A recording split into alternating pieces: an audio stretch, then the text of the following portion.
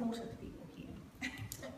Hey, thank you very much, and I really appreciate the effort that Robert and Connor and others have gone to get the room available to us. And again, I'm pleased that it's a small audience. This is the first, I've amended this policy since I first delivered it down in Dunedin. And what I've done is I've actually changed it around because I realised, one, it's a different audience, and two, there needed to be more detail. And I'm actually going to ask you guys to give me some feedback later on the amount of detail that's inside the policy. Because what I've managed to do and what I delivered in Dunedin is absolute flat numbers, and you've got numbers in front of you. But there are levers that need to be in place to make the upfront investment policy work. So I'll be interested to know if you feel you've been overloaded with information or whether there's not enough information. And hopefully we'll get to a conversation at the end of the presentation. So first of all, my name is Tracy Martin. I'm a second term MP for New Zealand First. I'm the spokesperson for broadcasting, communications, IT, women and education from the cradle to the grave. And what I've been working on for some time is this policy with economists and other interest groups and researchers down in Wellington. I wanted to know though, how many people in this room have actually got a student loan? Okay. I want you to just have a think about that, I don't want you to tell us all how much your student loan is, but I want you to think about how much your student loan is, how many years of study it's taken you to get there, and why do you believe you should have one if you believe you should have one? Because one of the things I've been most shocked about when I've been talking to young people is that there appears to be a belief structure that they don't deserve to be invested in by their country 100%. And I think Will was there when I actually asked the heads of all the student associations at one of the congresses that the NZUSA put on, if they could tell me how many of their members believed that they should get fully funded tertiary education, and the answer came back probably none of them. Now I find that quite shocking in a single generation. So just think inside your head, why do you think, if you think you should have a student loan, why do you think you should? Why are you studying the qualification that you're studying? Do you expect to find employment in that field of study after you finish your qualification? And at what age do you think you're going to be able to actually pay back your student loan? And just the first little set of figures is, if you gain, the average student loan, sort of 2010, was $30,000. So that's the average student debt. Many have got more. If you gain employment at a 2015 average salary rate, which was recorded as $75,000 gross, which I can tell you, going out straight out into the workforce and finding yourself a $75,000 gross job would be exceptional. But if you got a job at that average salary, which was a 2015 one at $75,000, it would take you 4 years and 6 months to pay off your loan at the minimum repayment rate of $130 per week. And that $130 per week comes out before your taxes, comes out before your living expenses. So that's just a little bit of a hint about how long this is going to take you to pay off. I do want to start with a bit of history, because that's the other thing that has shocked me, is how many young people have no idea how we came to this place in time, when you know that many of your parents' generation, well, those of us probably a little bit older than your parents' generation, got a totally free tertiary education. So how did it get from there to here? So in 1987, student fees were first introduced by the David Longy government, and they introduced them at 10% of tuition costs. Today you're paying around 30% of your tuition costs.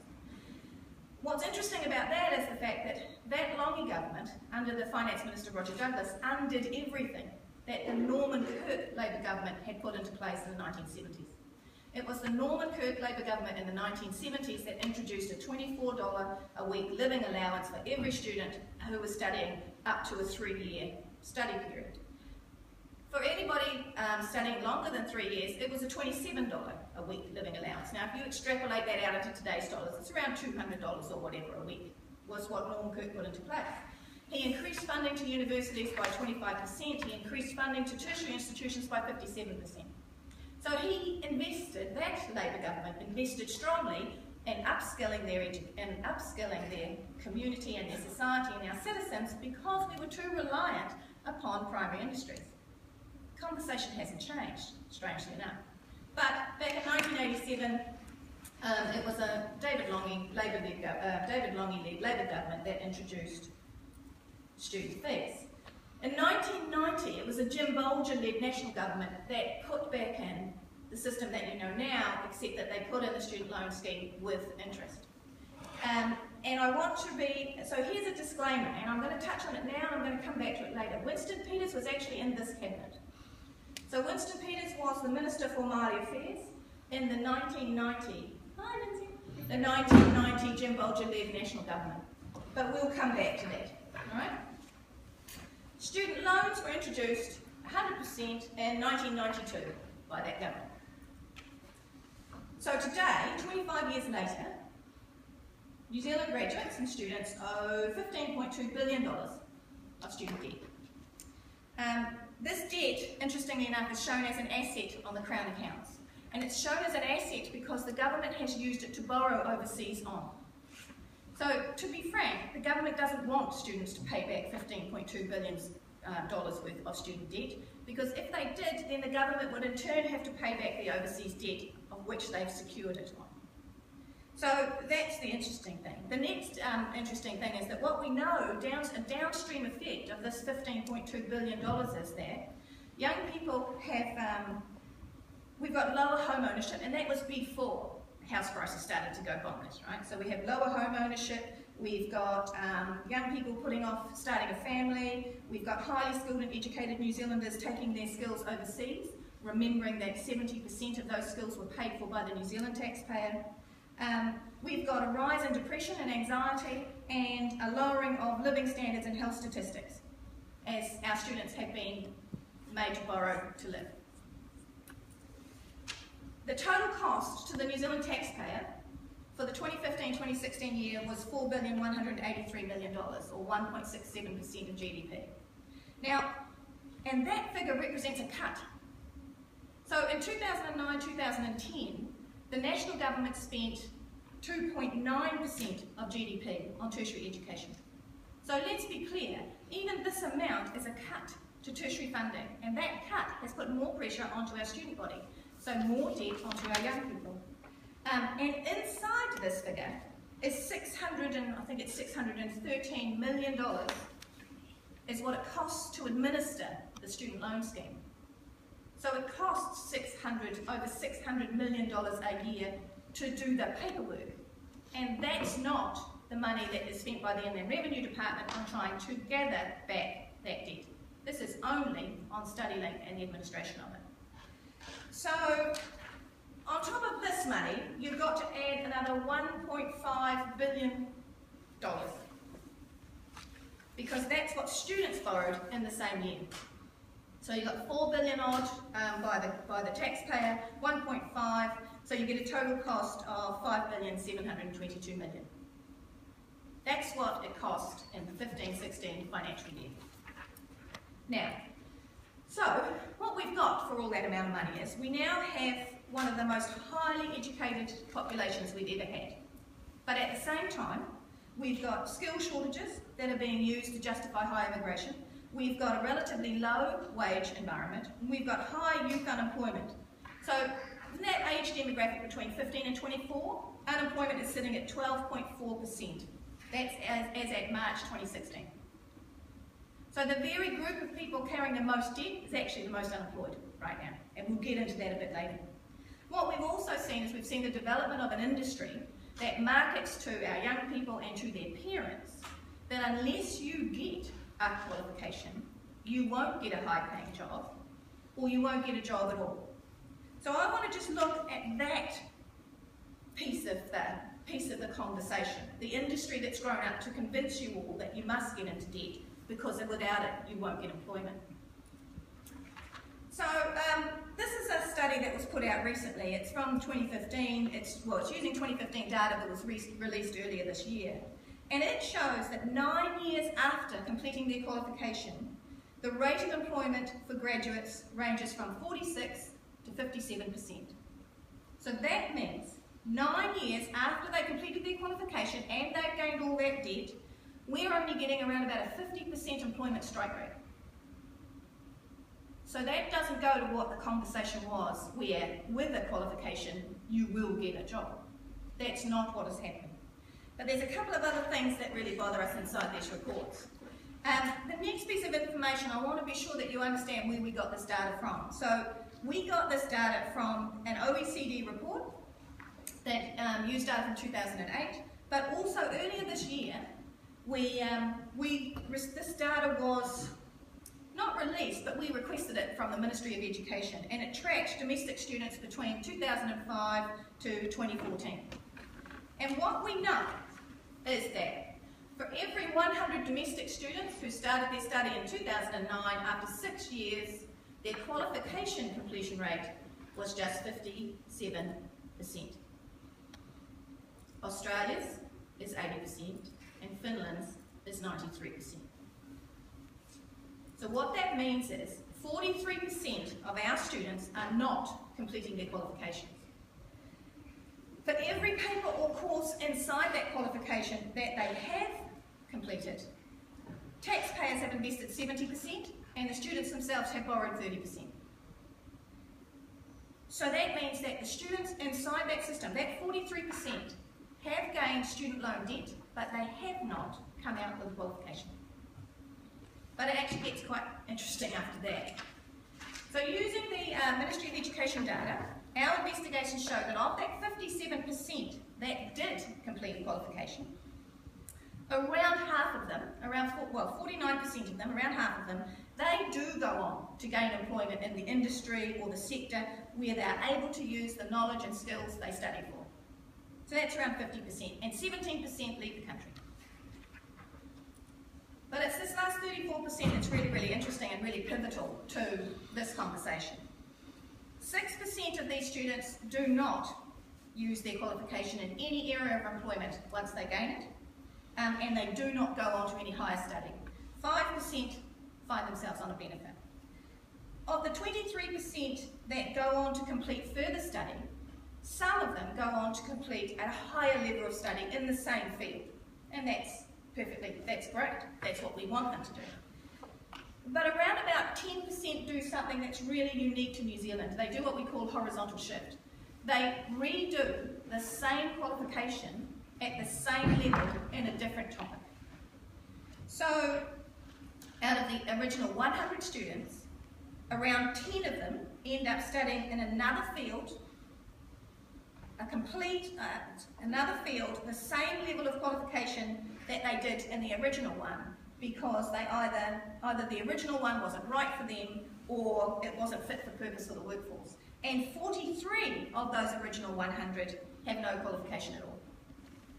Now, we believe that not only is the current system of debt totally unsustainable, it cannot continue to grow in this way, but we believe that the way the system is currently managed is wasting both human and financial capital. But I want to go back to this. This is not a new conversation to New Zealand First. So I mentioned to you before that Winston Peters was a member of the 1990 Jim Bolger government. He was the Minister of Māori Affairs. Now, he started to publicly criticise the fact that the national government, the Jim Bolger national government, was continuing at pace with the neoliberal ideas that had been introduced by Roger Douglas. So Ruth Richardson was carrying them on. He started to publicly criticise his own party. He was removed from cabinet in 1991. He was, and actually there was a big march, you can check it out, it's kind of cool. There was a huge march of Māori on Parliament when Winston was fired from being the Minister of Māori Affairs, because they wanted to talk to Bolger and say to him, he's our representative, we want him there. He was not reinstated, he went to the back bench. In 1991 he was removed from cabinet, the loan scheme was introduced in 1992. In March 1993 he walked out. He forced a by-election in Tauranga, he won that seat, and then in July 1993 New Zealand First was formed. That's to indicate to you this is not a new conversation to New Zealand First, right? We haven't just jumped on anybody's bandwagon.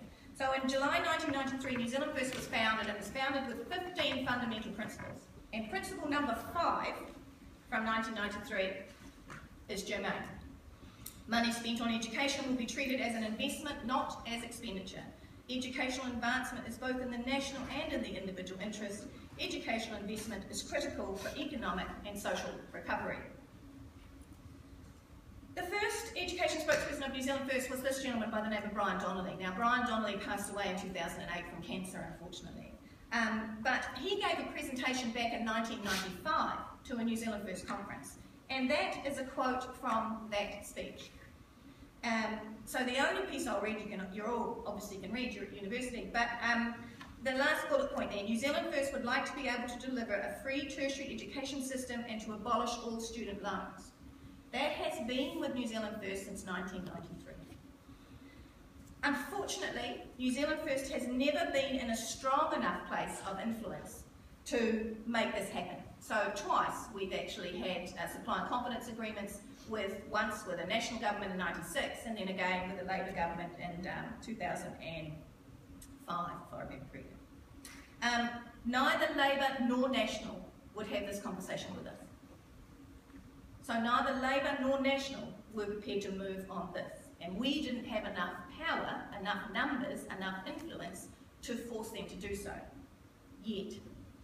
Because 2017 could be a very, very, very interesting year.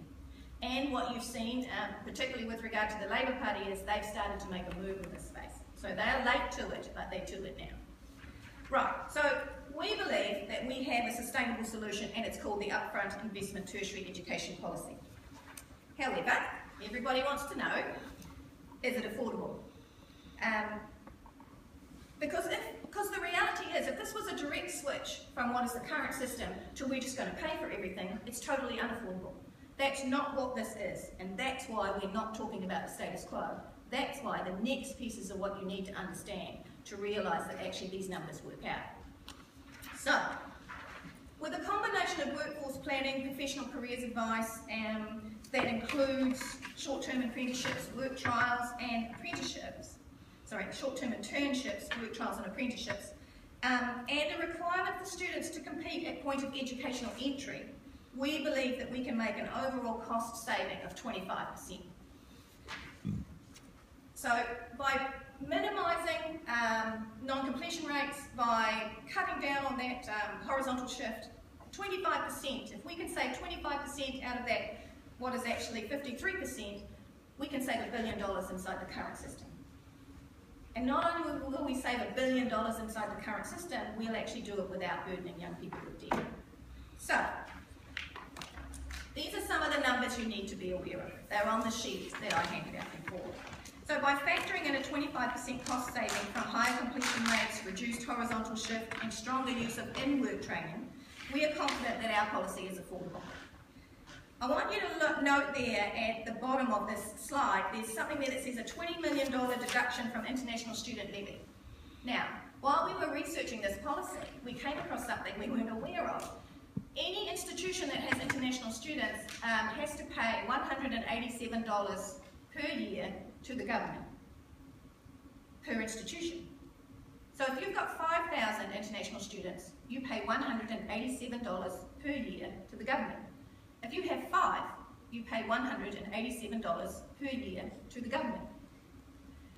We believe that that's inappropriate. We believe that export education should be directly supporting our domestic students' education. So therefore, we would be introducing a $200 student levy on the head of every international student. Now I want to put that in perspective. In the 1970s, it cost you $1,500 per student to be an international student in this country under the Kirk Labour government. $200 per student for the period of time that you are here in New Zealand will bring in around about $20 million. So this is what our upfront investment policy costs. $4,638,000,000, or 1.86% of GDP. Now, the reason why the GDP is important is, first of all, 2009, 2010, this government spent 2.9% of GDP.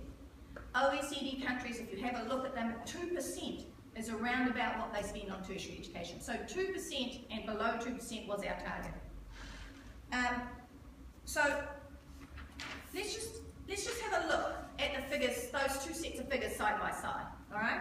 But I want you to remember that the government's figures do not include a universal student allowance, and New Zealand First figures do.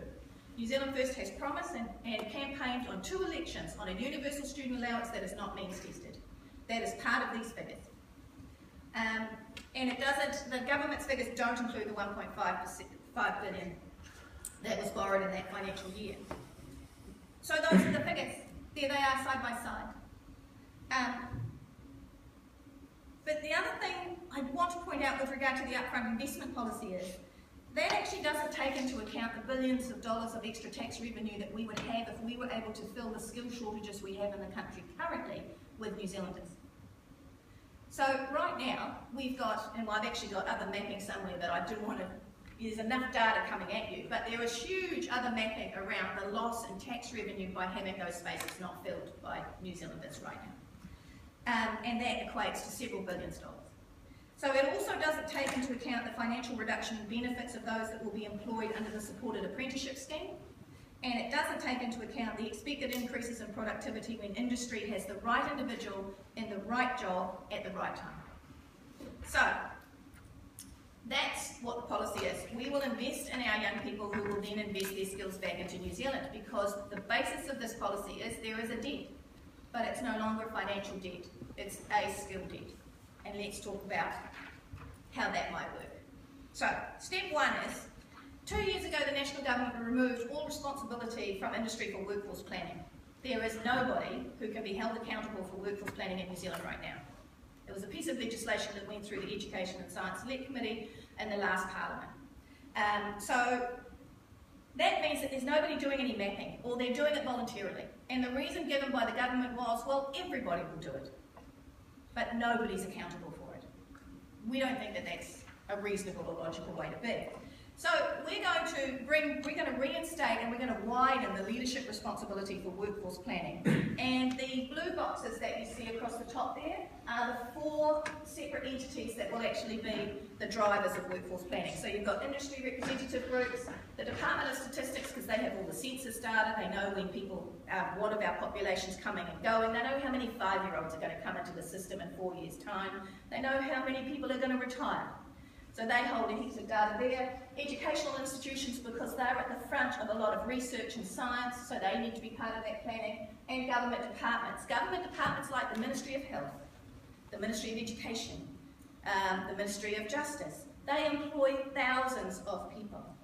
And we need to make sure that we know where their shortages are and their projections. So we're going to reinstate that and widen that. And each of these areas, the workforce planning, each of these areas and each of these organisations is going to have to do a 5-year projection, a 5-year plan with a 20-year projection.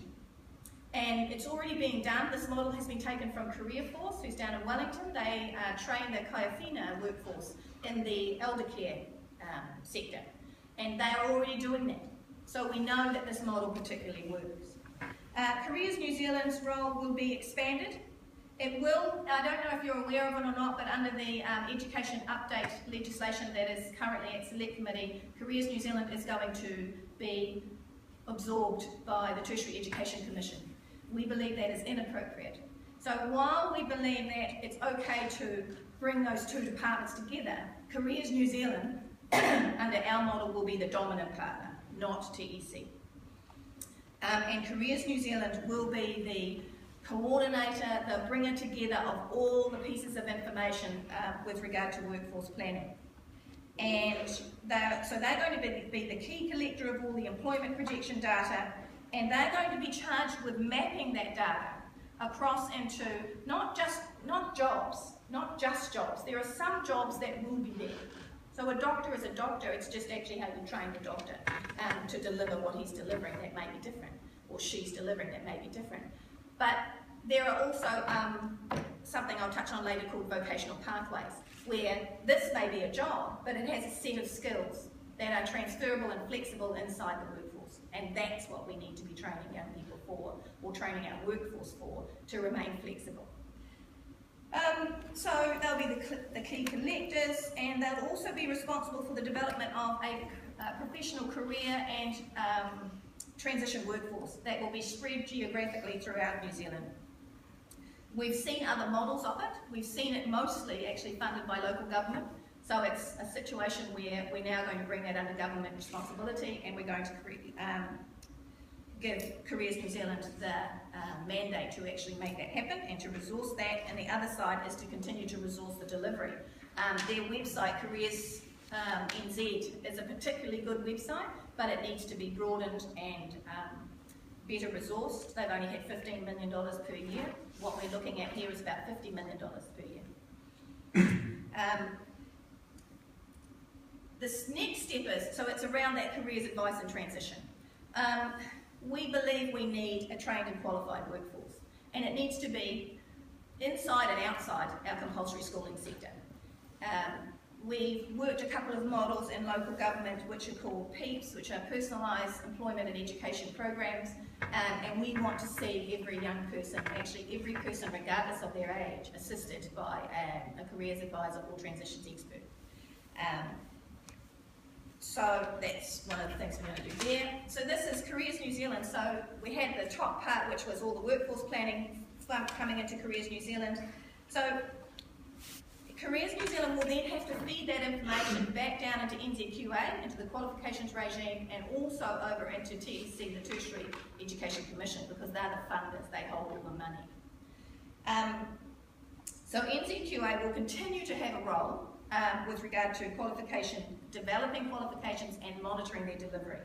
This will include, as it does now, industry standard qualifications and academic qualifications. The number of industries that will be recognised under the apprenticeship scheme will increase.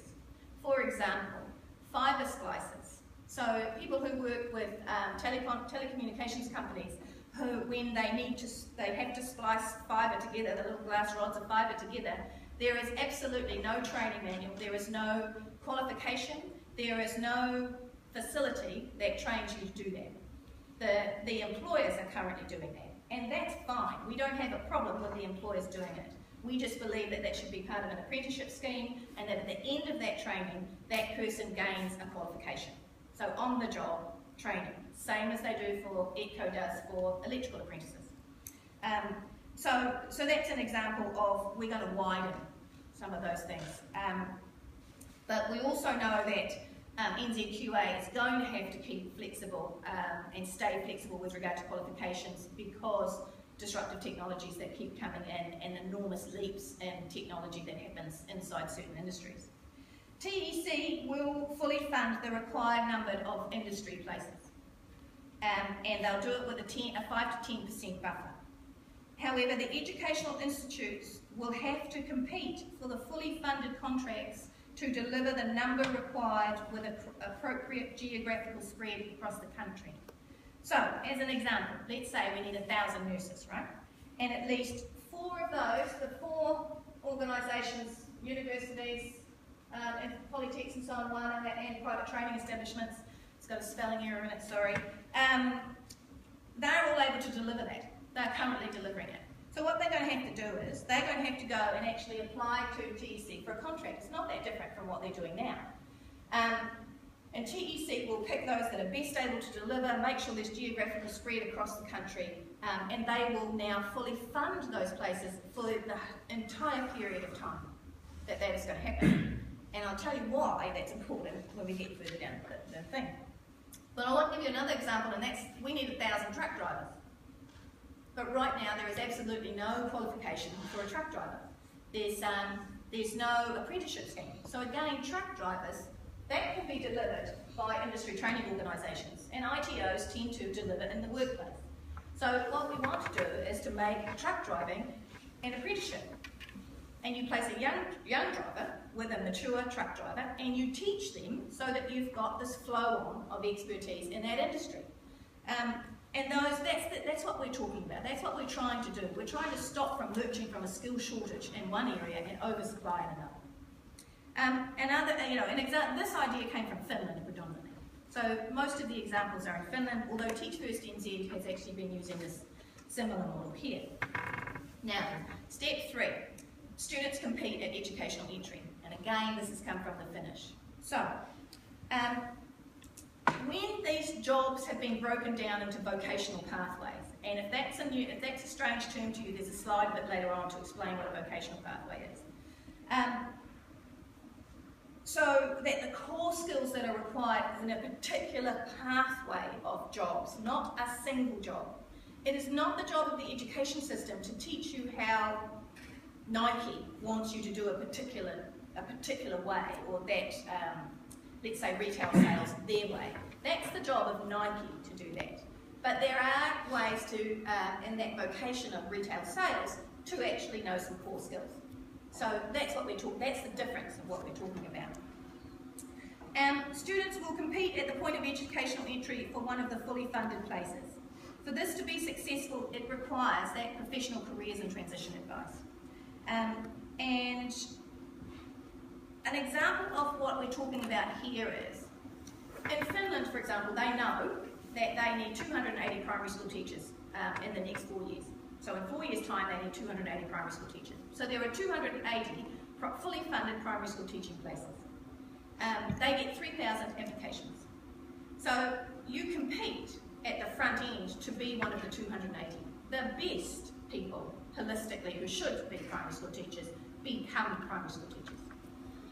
It has got an enormous lift to that particular profession, but it also means that because those people have competed at the front end, knowing that there was a job at the other end of their qualification, with a 5 to 10% buffer for attrition, they're not having to compete at the other end for the job.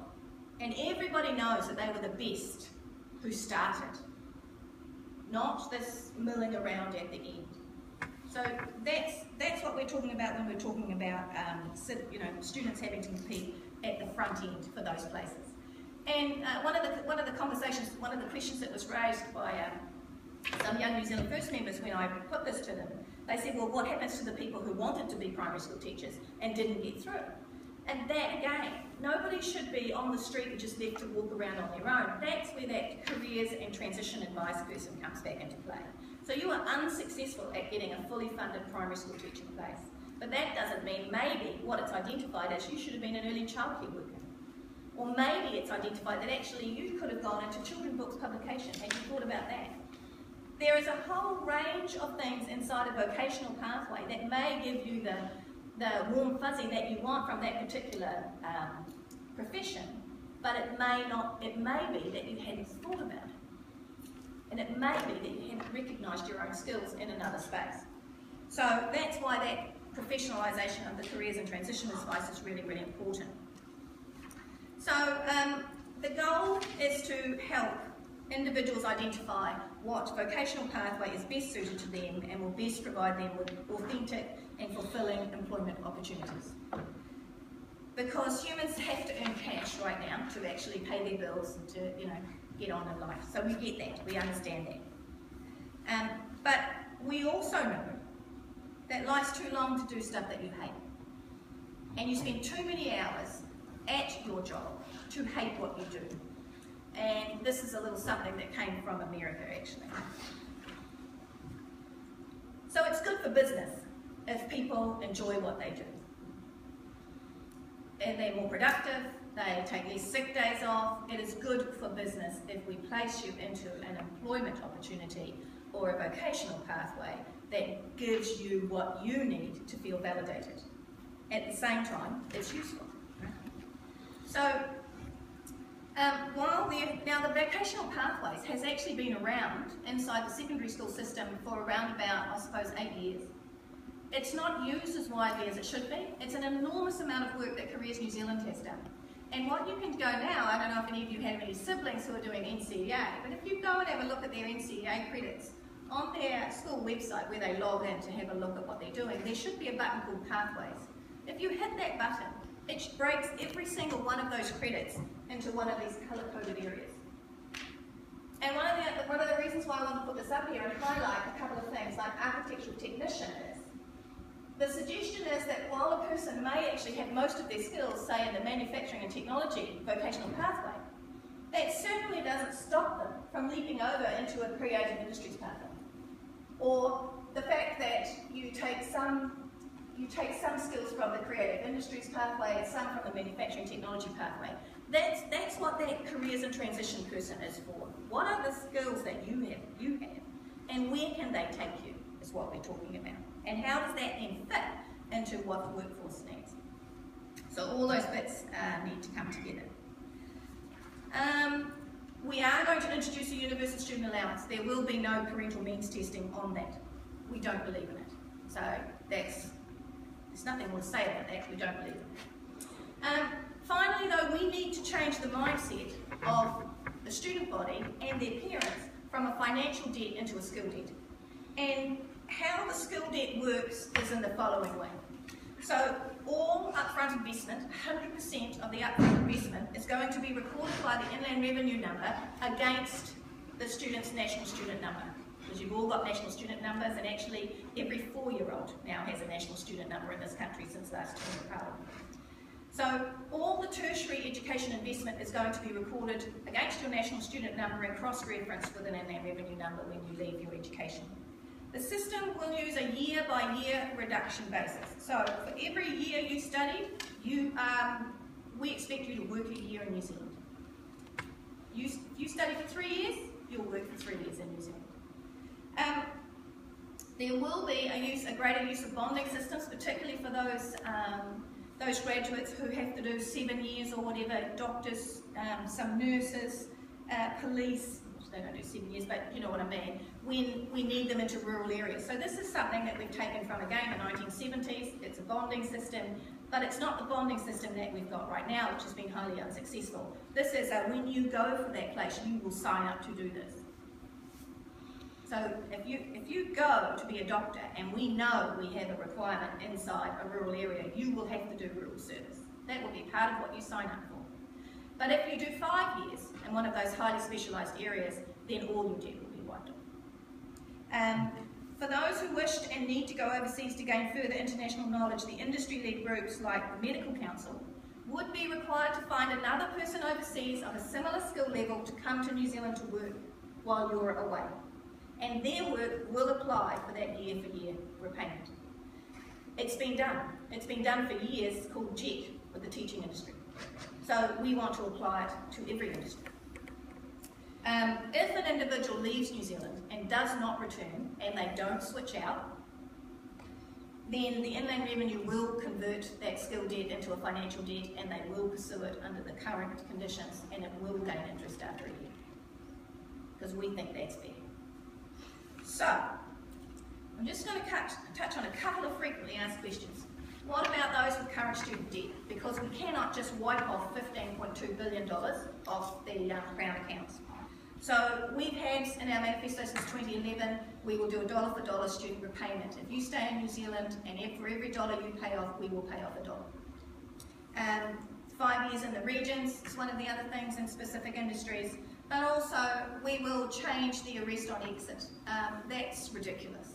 We know when defaulters come into the country that they've come into the country because they swipe their passport. Why would we wait to arrest them as they leave instead of actually just stopping them on the way in and having a conversation with Inland Revenue and coming up with a payment scheme before they go about their holiday, rather than actually arrest them, their tickets all become null and void, and they end up in our court system. It doesn't make any sense to us, so that's one of the other things we would shift.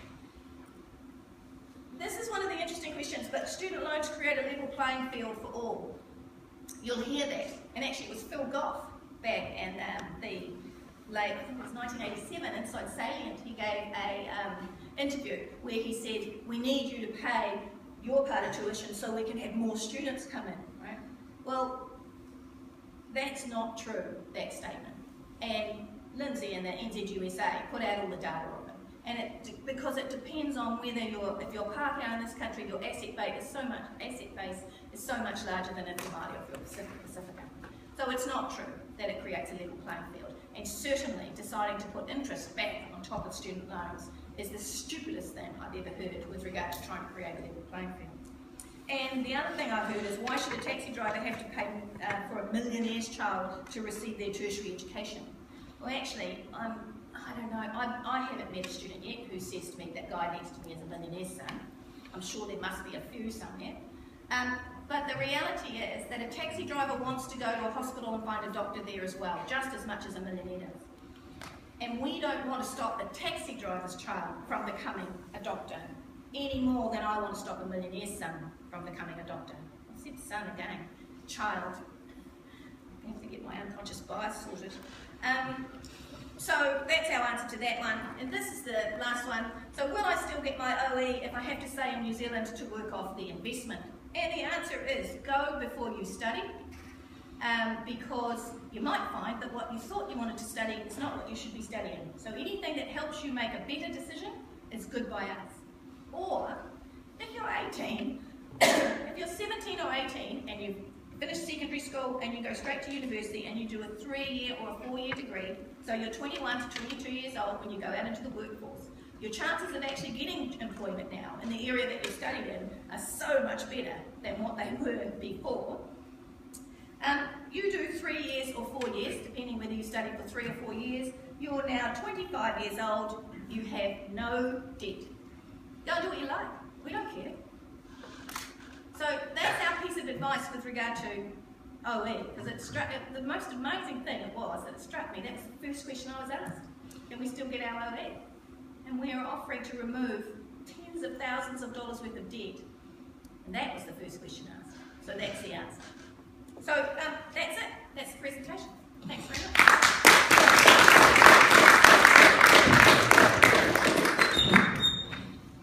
So questions? Yes, Will.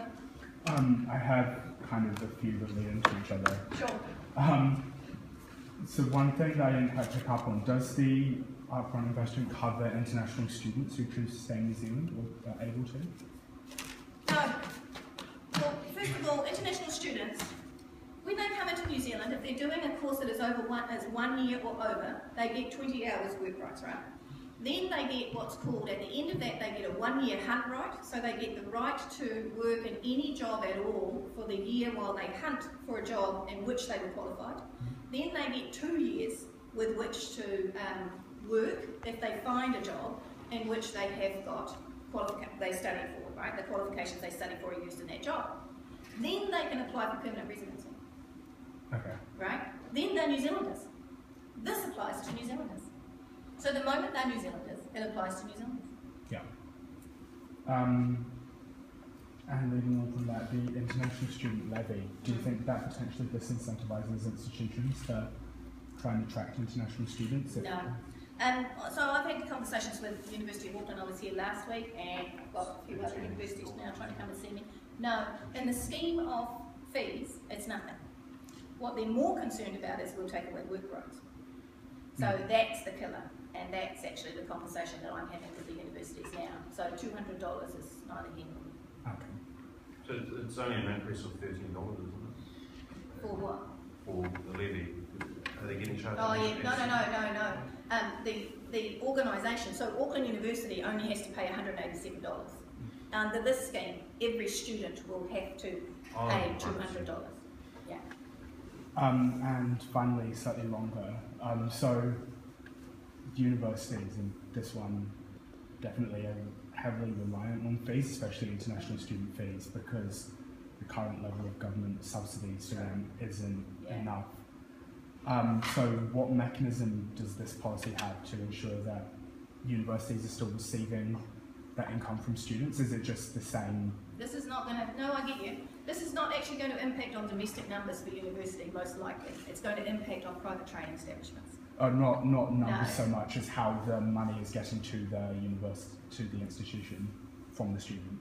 Well, they won't, it's not, right now they don't get money from the student necessarily, it runs through TEC and StudyLink. Yeah. Right? So do away with StudyLink. TEC will fully fund the cost of the qualification. Yeah. So they're getting the same amount of money. The universities, interestingly enough, so first of all, this policy won't affect universities as much as it will affect private training establishments, because we're going to shift more into the workforce. However, the private training establishments, they are our flexibility in the rural areas, and we need to have rural provision. So I believe that if they tweak their business model, the good ones will be able to survive. With regard to international students, what we've got at the moment is, if you have a pyramid, so hang on, so that's a pyramid, right? If this is universities at the top of the pyramid, and this is really low level, level 4 and level 5 qualifications, that's what our international student market looks like. It's not what Stephen Joyce is telling you. These people are not staying. These people are predominantly coming into our universities, getting their qualifications, and strangely enough, they're going to third world countries and getting a whole lot of money, because now they're highly qualified and there's a number of developing nations. So we need to turn this on its head. If export education is supposed to, is to be of true benefit to New Zealand, we need to shift this around so that most of the international students are coming to universities, and then down from that Polytechs and Wānanga, and not so many are going to PTEs. Yeah. So that's a policy space I'm working on separately, which is why there's a whole lot of PTE people that want to see me. So would there be an increase in funding to universities so they weren't in situations where they were having to rely on fee increases? I think what you'll find is that because the universities will have to deal 100% with the government, yeah, that there's greater control and transparency around fee increases. Yeah. Because now they can't just add it on to what the student will borrow. And the UFI would cover any. The UFI will be a negotiation under the UFI about any fee increases, obviously, but they're now going to have to negotiate that. Well, I guess they do, and there's a capping and so on and so forth, but I would imagine that it'll be a lot tighter than what has been going on at the moment, because I think that the government under those negotiations has basically said, well, the students can borrow a bit more. Yeah, so I know that, especially in this university, there's a huge amount of nervousness about Labour's policy, because it leaves all of those questions 3 years free. Yeah. That's why, because it's just, it doesn't have those other levers. And actually, I don't know Labour's policy in depth because I haven't seen any paperwork on it. And so I don't, I'm not trashing it, I'm not doing anything to it, except that it absolutely cannot work if you just want to say we're not going to charge people for the current system. The current system is broken. There is absolutely no doubt the current system is broken. And another example, and certainly it's not at university level, but I have 2 young men, they're both 21 years old, they both got $20,000 worth of debt. They were NEET, so not an employment educational training. The person that is funded by the Ministry of Social Development to get them off that list for the government rang them up and said, hey, there's an animation course over here, we'll put you into it. So they put them into it. Nobody checked whether they had any skill at all, or any talent, or anything, or even wanted to do animation. They were placed in that course. They had $20,000 worth of debt, they had no qualification, and both of them are working in a supermarket. Now, they enjoy working in a supermarket. One of them has a real capacity for logistics inside the storeroom. That should have been identified by those people. And I've got another young woman who my officers have been working with. She wants to be a childcare worker and she's got a fencing qualification. That's how stupid the system is. That's what we're going to stop. I'm speaking a little anecdotally here, but when I did my undergraduate degree quite some time ago, I noticed the fees back then were almost not much more than half what they are now. And I don't know why that is. I haven't investigated it. I'm just sort of taking more debts. Right? And I'm wondering, do you know why that is? No, you don't? I've got the faintest idea. Firstly, because I'm in opposition, the universities don't have to tell me that. So that's the first thing. So, if one of us becomes the Minister of Tertiary Education, then they will. And they'll have to open all that up and actually explain to us what's happened here. Can you tell me what year it was that you were talking about when it was like half? I started my undergraduate in 2004. 2004. So I don't know, but I'd love to know. Well, fees will have increased by about 20% since then. But that's what that gentleman's just saying. But why? I'm saying. Yeah. So why? I mean, it's not because the rates have gone up. Because if I understand correctly, this university doesn't pay any rates. So it's not like their capital gain on their land has gone up and cost them more. You see what I mean? There's some levers that aren't there. So where are other levers that are? And I'm sorry I don't have the answer to that question. This is something that might want to, like, if you were to get that information, like perhaps try and incorporate it into. Sure. No, good one, thank you, I will. I'm not quite sure how I'll find it out, but I'll go and ask the parliamentary library because they are wizards at finding out stuff. Just a question. You know how you said that there'd be like the top 200 people go into that job?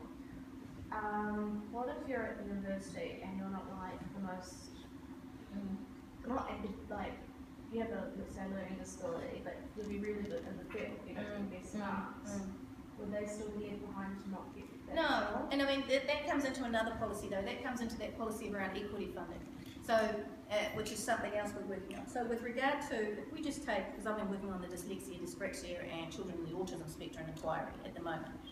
And what we're looking at there is a way to fund on an equitable basis, again like Finland does, screen early, fund properly all the way through the education system.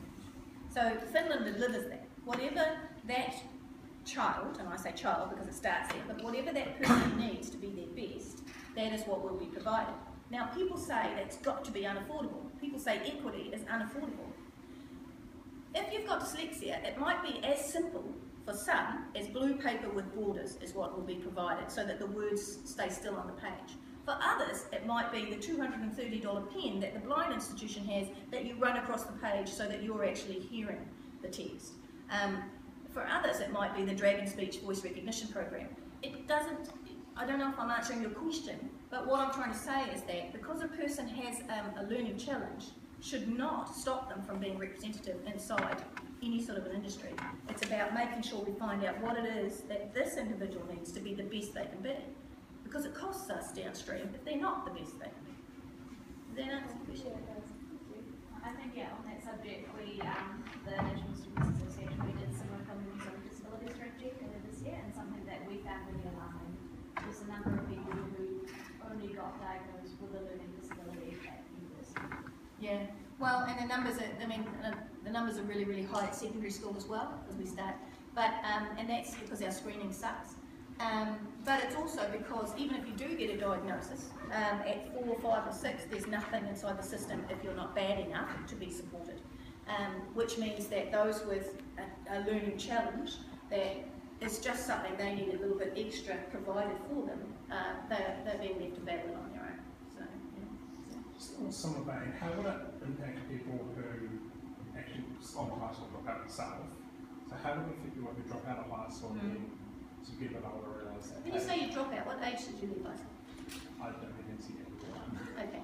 So, first of all, what I hope is that with real proper careers advice, that wouldn't have been your reality. But that doesn't mean you would have stayed at school. So the other part of this is there's an 80, I need to go to here before I can come back to here, okay?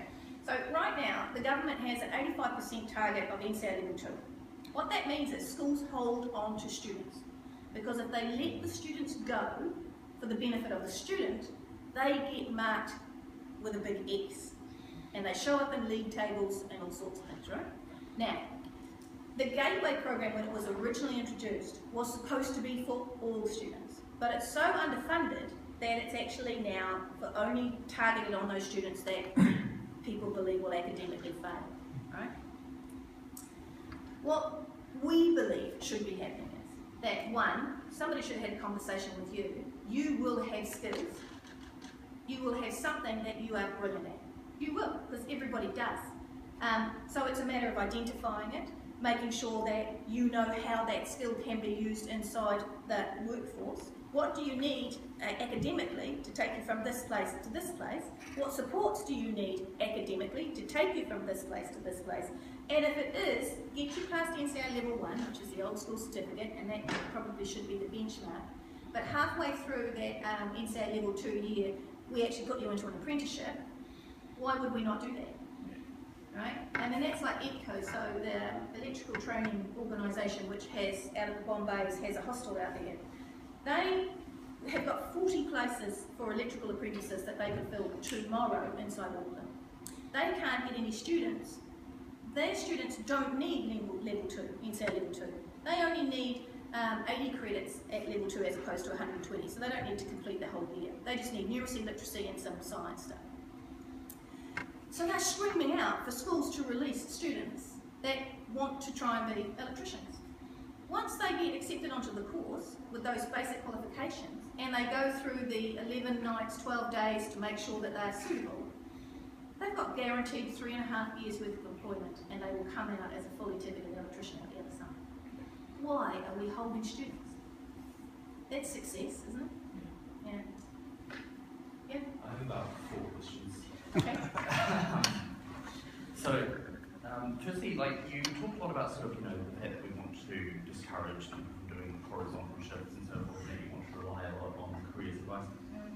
The main concern that I have with regards to that is people change. I mean, if you look at the careers advice that I got when I was, 16, 17, or in fact, if you look at the person that I was when I was 18, I mean, there is no way that I would have thought that, 8 years later, I'd have a haircut and a suit.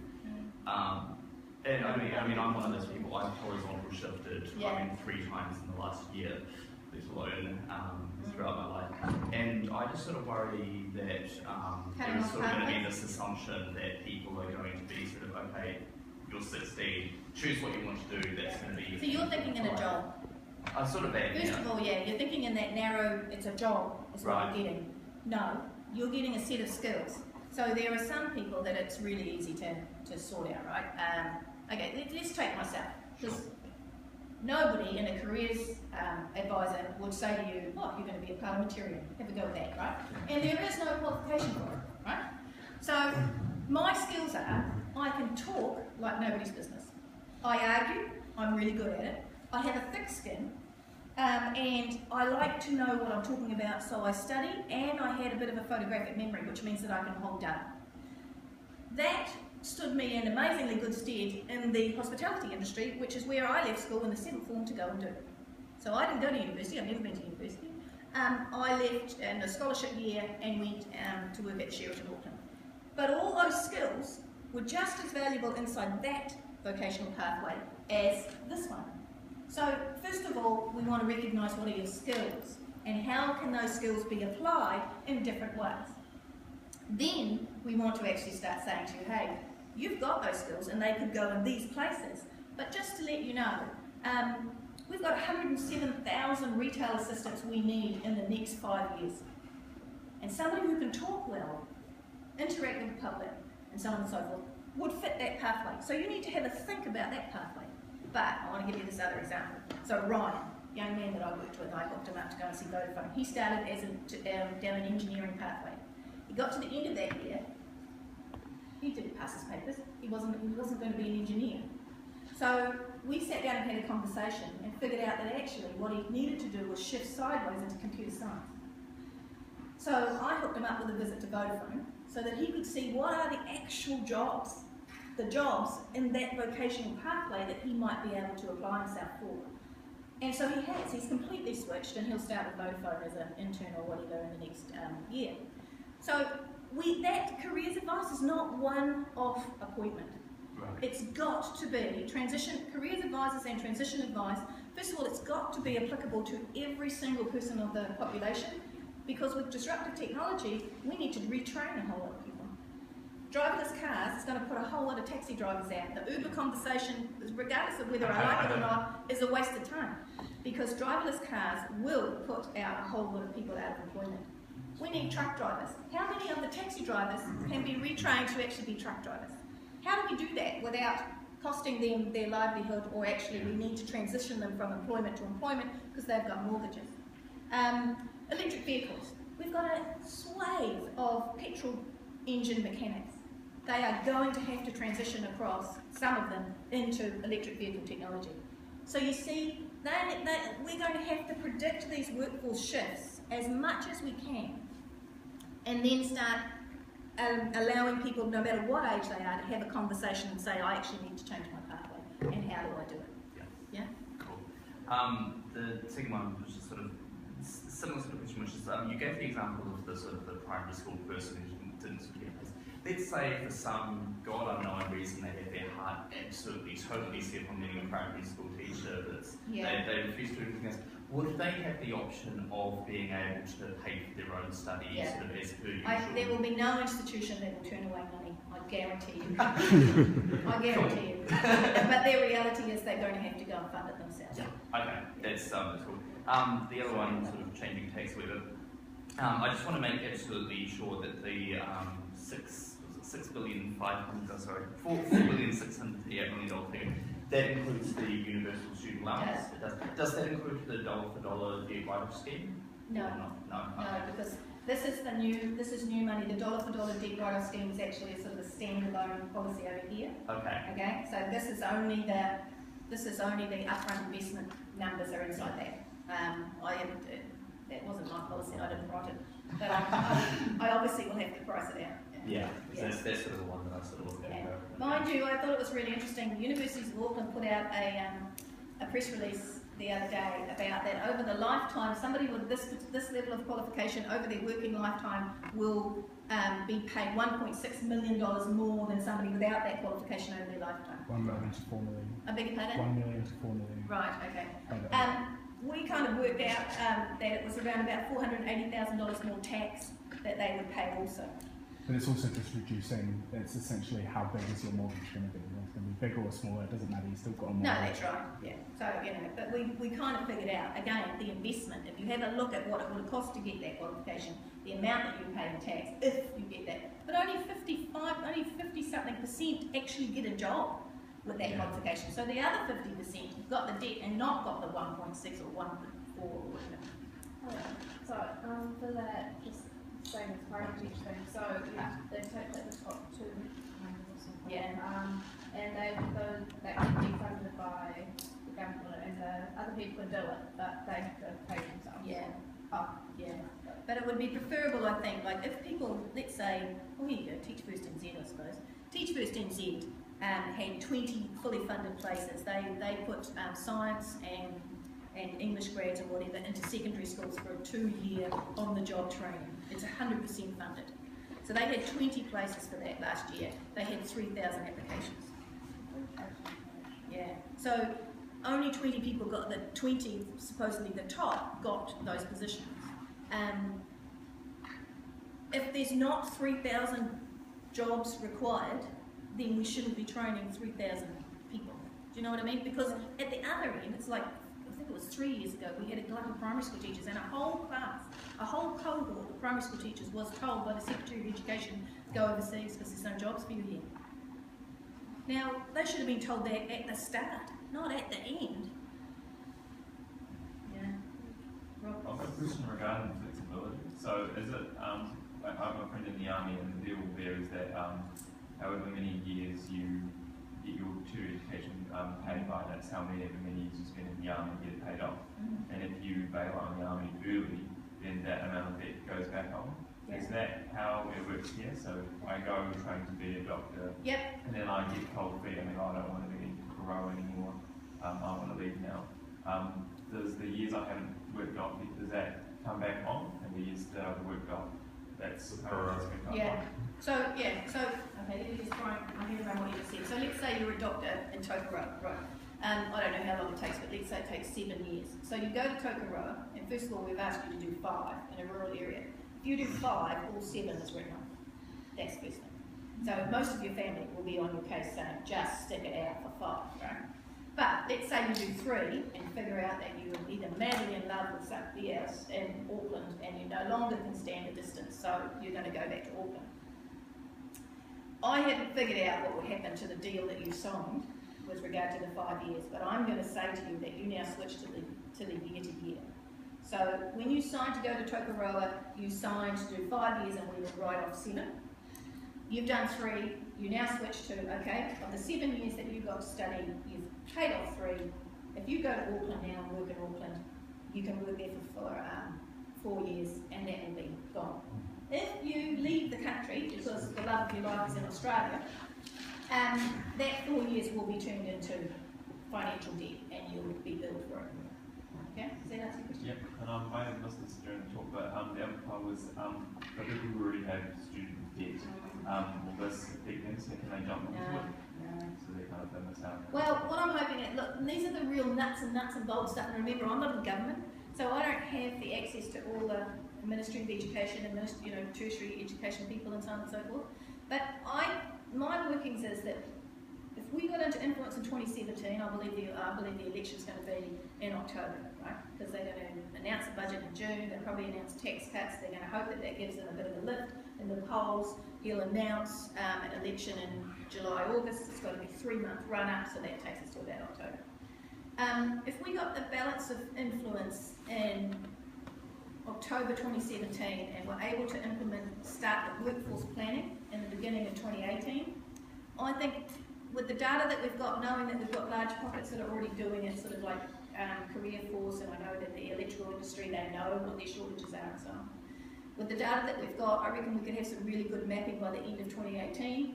I need to get Careers New Zealand up to speed, so that would have to be the first budget in 2018. You would have to lift Careers New Zealand's budget up to 50 million. Where's that going to come from? It's going to come from the completely failing contracts that are around the country for the needs. That's out of MSD money. So we'll pull that in. You need to upskill careers NZ, and then we've got to upskill careers advisors. So I reckon we're looking at being able to implement this by 2020, 2021, only because those other mechanisms need to be behind it. And then, it's a topic of conversation. If you were halfway through your qualification in 2020, why wouldn't we switch you from that financial debt to a skill debt for every year after that? So you might have people in that transition spot, you know what I mean? Yeah, so that's the clearest I could be on my thinking. I didn't realise it was that long term, so it's quite a complicated scheme and there's quite Yeah, because we've got no careers advisors, it's not a profession. So we've got a single organisation called Kate that covers New Zealand that are teachers. And one of the things we've got right now with careers advisors is a conflict between workforce and academic pathways. And because of some of the other pressures that have been put on, careers advisors, those who can, they send on an academic pathway, right? All of them, whether that's the best option for that person or not. So we need to train up enough people to actually implement this out. But it's only, if we can't get to a place of influence by October 2017, that's 3 years. So it's actually 2018, 2019, and you try and start it in 2020. So that's pretty fast turnaround. Do you know? I was just going to say that you mentioned the idea of like vocational pathways for people who might have qualifications for what people it sounds to me like that lends itself more to qualifications that have a clear professional outcome, like engineers and computer scientists and biomedical engineering and stuff. Do you think that can, even if it's only sort of simple, you might sort of lead people away from things like history degrees and so Right. forth? Oh, good. I wondered if somebody's going to ask me about like BA stuff and that sort of thing, and the creative arts, and you're right, and things like philosophy and history and all those other things that are really important to society. I think what people have underestimated, well, certainly at my age demographic, is the digital environment and the number of creative people and the creative positions that the digital environment has actually created. I believe that the creative arts and things like history and so on and so forth are going to become the most in-demand careers. So I believe that once we actually map the workforce we need, particularly inside that digital environment, the people we need to create music for it, and video for it, and write scripts for it, Netflix and Lightbox, the amount of artistic endeavour that is required, I believe we're going to, that young people will see that actually that is a pathway, the creative pathways is what they should be taking. We will always need historians, and we'll also always need scientists. So I don't carry those fears, but it would obviously be one of the things that academics would be watching, right? Because there's no way we can get rid of that. They're really vital for your whole society. Cool. Just on the note of creative pathways, wouldn't that need to go, this is probably outside of the possibility, but would that need to go on par with additional funding? For example, I've previously trained in working in film industry and retraining just because there's not enough sort of funding and work in the industry for real long-term employment. My son's just in the film industry, my youngest boy's in the film industry. So sorry, you're talking about? So like, for example, you get big productions like The Hobbit, that come over here on public access and some bonuses in there. Would that be something that would happen on